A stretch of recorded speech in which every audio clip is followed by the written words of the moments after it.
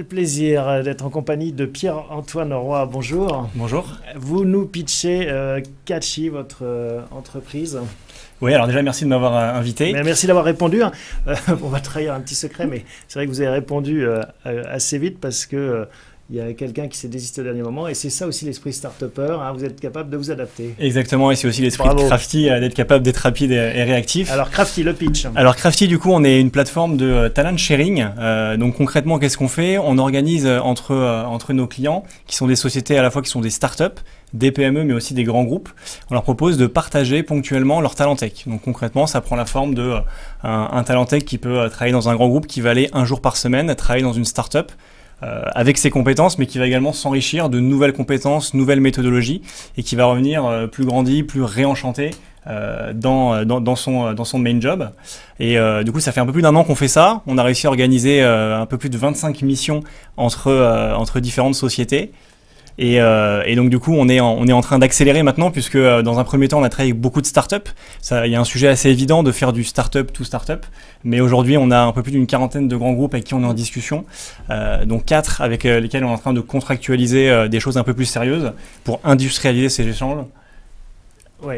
La motivation de ces grands groupes, alors, elle est justement d'ouvrir, de faire prendre l'air à ces développeurs, de leur changer les idées, ou c'est parce que justement ils ont des périodes de pic ou de moindre activité? Alors il y a de multiples raisons, mais les principales qui reviennent régulièrement, c'est finalement de repartir du constat qu'aujourd'hui il y a une pénurie de talent tech. Donc c'est extrêmement difficile de déjà pouvoir recruter et capter ces talents tech. Maintenant, quand ils arrivent à le faire, c'est presque encore plus difficile d'arriver à les garder. Donc la première motivation pour un grand groupe ou pour n'importe quelle entreprise, ça va être la rétention des talents, de dire aujourd'hui comment je fais pour nourrir un talent tech intellectuellement. Et alors il y a plein de choses qui sont mises en place. Mais c'est pas un danger, au contraire, de l'envoyer dans une startup. Alors effectivement, il ne veut plus revenir après. Il y a quelque chose de contre-intuitif de dire vous avez peur que votre talent tech quitte votre entreprise. Et ben nous on vous propose de l'envoyer 2 jours par semaine dans une autre entreprise. Alors oui et non, mais dans les faits, dans ce qu'on commence à voir avec nos clients et notamment avec les grands groupes, c'est que finalement c'est un peu ce que propose Google. En faisant des side projects 1 jour par semaine, ils ont une rétention qui est exceptionnelle quand on compare avec des entreprises, des GAFA qui ont les mêmes niveaux, je dirais, de sexitude qu'eux.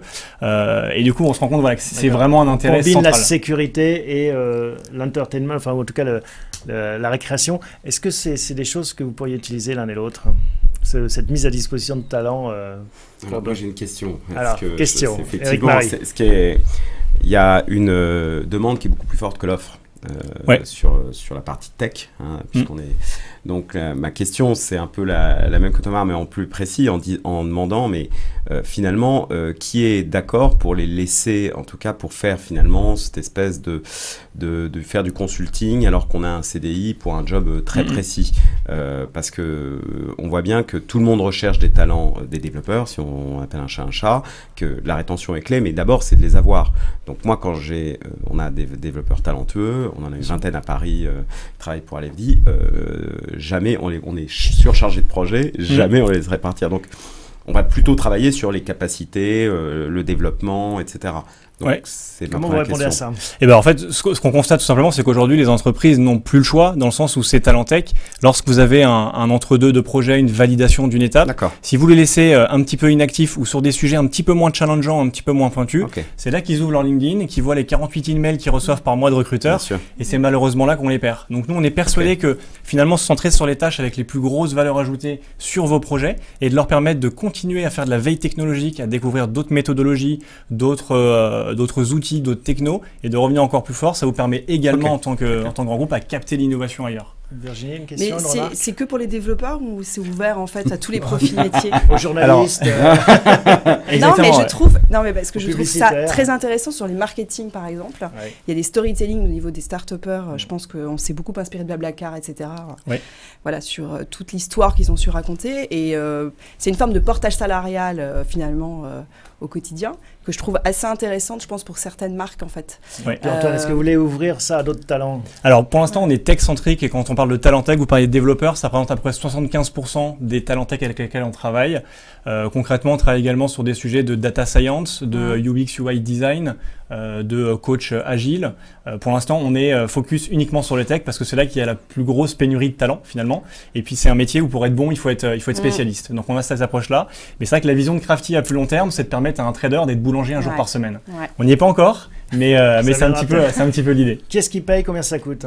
Alors du coup, justement, vous parliez tout à l'heure de portage. Justement, ce qui est bien, c'est que la loi cadre ça. Il y a une loi qui s'appelle la loi Cherpion, qui existe depuis 2012, mais qu'on n'entend pas assez justement dans les entreprises, qui permet de faire ce partage. Demain, on travaille avec une société, si on est amené à travailler ensemble, je ne vous permets pas de devenir une société de conseil et de facturer de la prestation à l'extérieur. La loi cadre bien les choses et vous demande de facturer à l'euro le coût du salarié. Donc on va prendre finalement le coût du salaire chargé, divisé par le nombre de jours de votre convention collective, et on va avoir le coût de votre salarié pour un jour de travail.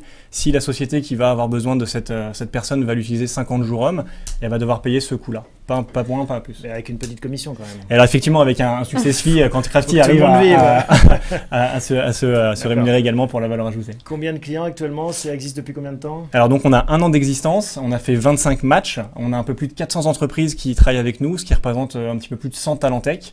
Et en rentrant les grands groupes dans la balance, mais c'est un petit peu plus long, on espère avoir bientôt plus de 1000 talents et beaucoup plus d'entreprises. Et ben c'est tout ce qu'on vous souhaite. Merci Pierre-Antoine Roy de nous avoir présenté Crafty.im. .im, Instant Matching. Instant Matching, il faut le savoir. Hein. Crafty avec un Y, je crois. Oui. .im.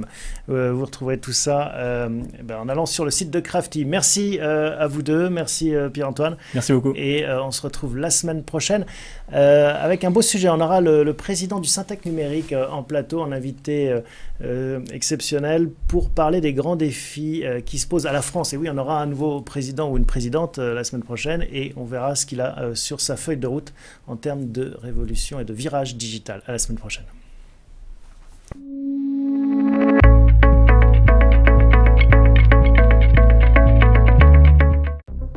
Demain appartient aux plus rapides.